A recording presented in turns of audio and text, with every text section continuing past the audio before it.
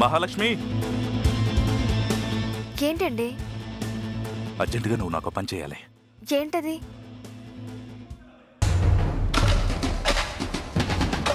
దుర్గదాసు పంతులు కలిసి ఇక్కడికి వచ్చారు.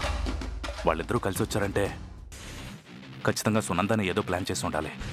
వాళ్ళు నన్ను చూస్తే ఏం చేస్తానన్న భయంతో కూడా చేస్తారు. అందుకని నువ్వు వెళ్ళి వాళ్ళు ఎందుకు వచ్చారో కనుక్కుని ఏదో ఒకటి చెప్పి పంపించాయి. సీనియర్ వాళ్ళు ఎట్టి పరిస్థితుల్లో వాళ్ళని కలవకూడదు. వెళ్ళు. అలాగే. మహాలక్ష్మి, నేను నీకు ఫోన్ చేస్తాను. కాల్ ఆన్లో ఉంచి వాళ్ళతో మాట్లాడు. విషయం ఏంటో నాకు తెలుస్తుంది.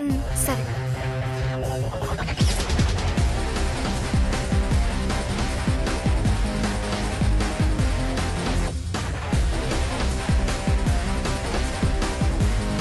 ఆగండి.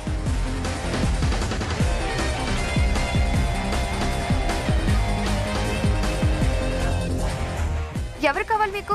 అర్జెంటుగా వాసుదేవ్ గారిని కలవాలి. ముఖ్యమైన విషయం మాట్లాడదామని వచ్చాం. ఆయన ఉన్నారా?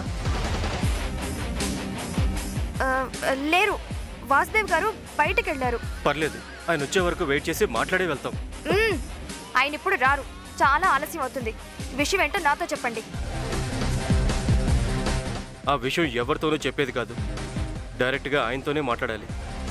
ఎంత ఆలస్యమైనా పర్వాలేదు. వాసుదేవ్ గారితో మాట్లాడిన తర్వాతే మేము ఇక్కడి నుంచి కదులుతాం. అది కాదండి, వాసుదేవ్ గారితో నేను ఫోన్ చేయిస్తానని చెప్తున్నానుగా.